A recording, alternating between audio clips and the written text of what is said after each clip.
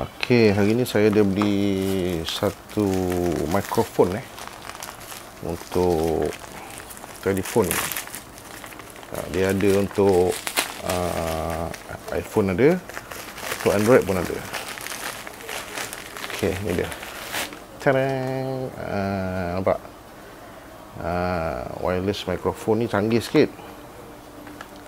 Sebab dia ada casing untuk apa? Untuk charge lah. Dia macam earbud tau. Earbud kita tu, macam tu lah. Okey.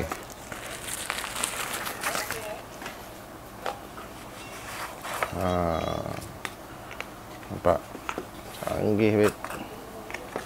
Ini charger dia. Oh, charger sayang nak buka oh. Oh, tak cantik kan. Ni aku charger lah sebab dia dah tulis tu kan. Dia pakai USB Type C. Alright. Nampak? Oh, mantap. Ini untuk iPhone. Okey. Korang jolok je kat sini. Dia terus connect, nyala, nampak? Lepas tu korang ambil satu benda ni pun dah nyala dah.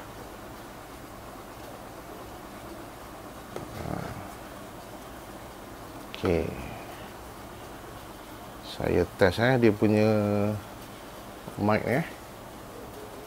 Okey, ni saya test mic yang saya beli tadi yang ini.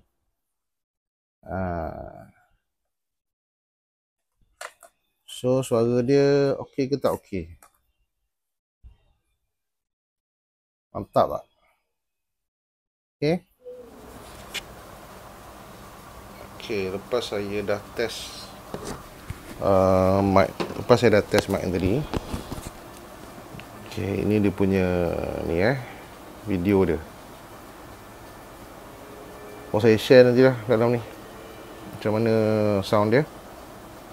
So itu je lah.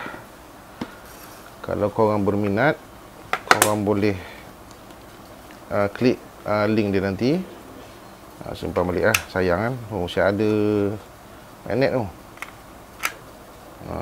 Dia terus charge. Bila kita masuk je dia terus charge automatik. Tutup balik. Nampak? Ada indikator dia. So itulah, jangan lupa share, like dan subscribe. Assalamualaikum.